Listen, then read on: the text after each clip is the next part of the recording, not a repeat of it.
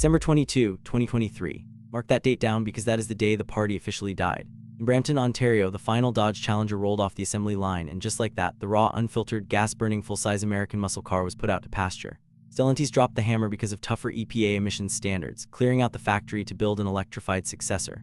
But don't start crying just yet. Because before they pulled the plug, Dodge pulled off one of the most insane, stubborn, flat-out ridiculous runs in automotive history. While everyone else was downsizing, streamlining, and going soft, Dodge took a full-size platform and turned it into an absolute menace. To understand how we got to that final car in December of 2023, you have to realize this car was fighting the establishment from day one. It didn't just join the muscle car war, it crashed the party, late, loud, and swinging for the fences. Let me take you back to the autumn of 1969. Ford had already pioneered the pony car market back in April of 1964 with the Mustang.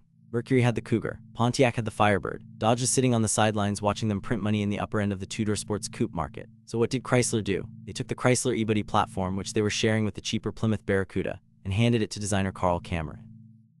You know Carl Cameron, he penned the '66 Dodge Charger. And get this, Cameron literally based the grille for the 1970 Challenger on an older sketch of a stillborn 1966 Charger prototype that was supposed to have a turbine engine. The result was pure magic.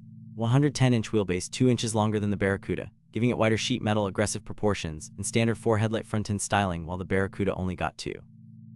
It was bigger, badder, and positioned right at the top of the pony car food chain. Dodge didn't just build a pony car, they wanted the most potent weapon on the street. So Chrysler did something completely unhinged. They made virtually every single engine in their entire corporate inventory available in the Challenger. You want a cruiser? Done. You want an absolute street terrifier? Boom, drop in the legendary 426 Hemi. Even with a premium price tag, buyers ate it up. Its debut 1970 model year, Dodge moved a staggering 76,925 units. Think about that number for a second. That wasn't just a successful launch, that was a full-blown declaration of war. Sure, Dodge had used the Challenger name way back in 1959 for a limited production value version of the Coronet called the Silver Challenger, but that was just marketing fluff. The 1970 E-Body was the real deal. High performance, premium style, optional air conditioning, optional rear window defogger, and an engine bay built to hold pure destruction. But here's the catch. Dodge showed up to the pony car party right as the cops were shutting it down. Before the market turned, Dodge took the Challenger straight to the track to prove it had real racing credentials. In 1970, they jumped right into the SCCA Trans Am series. Ray Caldwell's Autodynamics prepared 2 factory-backed cars driven by absolute legends Sam Posey and Tony Adamovich, and the backstory on these race cars is completely insane. The number 77 car wasn't built in some high-tech skunkworks facility. It was literally a street-legal Challenger TA yanked off the floor of a local dealership.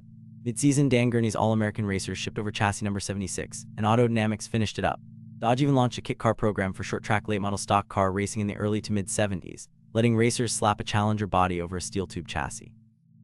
Fewer than 12 were ever made before Dodge shifted the program to Dart Sports and Aspens in '74. But on the pavement, the Challenger had already etched its name in motorsport history. Then came the crash. By the time the Challenger arrived, the pony car market was already bleeding out. After that monstrous debut of 76,925 sales in 1970, numbers plummeted. There was a brief spike in the 1973 model year when sales climbed back over 27,800 units, but it wasn't enough. Dodge pulled the plug midway through the 1974 model year, ending the first generation at 165,437 total units sold. And then, things got weird, very weird. From 1978 to 1983, Dodge brought the name back as a captive import. It was a rebadged Mitsubishi Galant Lambda Coupe, initially called the Dodge Colt Challenger. Plymouth got the Sapporo, and overseas it was the Mitsubishi Sapporo or Scorpion. Yeah, it kept the frameless hardtop styling, but under the hood, gone were the slant 6 and the V8s. Instead, you got tiny 1.6-liter and 2.6-liter inline 4s pushing a sad 77 to 105 horsepower.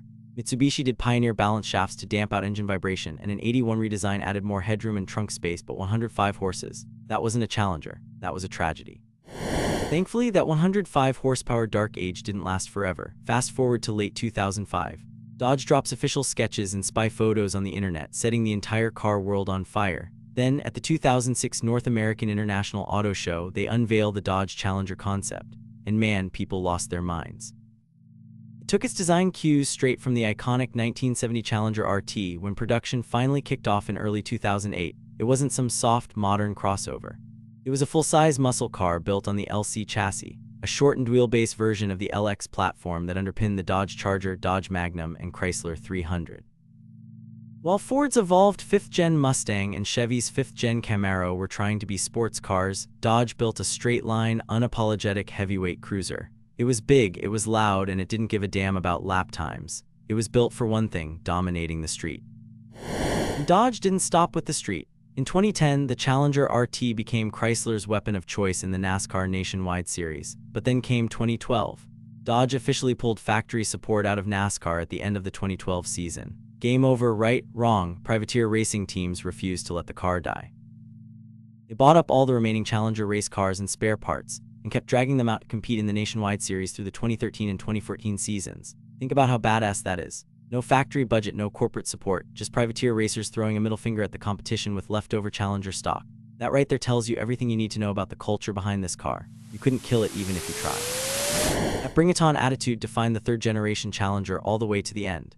For 15 model years, from 2008 through 2023, Dodge kept refining the formula, making it bolder, louder, and faster. But all good things come to an end. In November 2021, Stellantis officially announced that 2023 would be the end of the line for both the LA Challenger and LD Charger. Tougher EPA emissions meant fossil fuels were out and electrification was in. On December 22, 2023, the last car rolled off the Brampton line, bringing an end to a legend.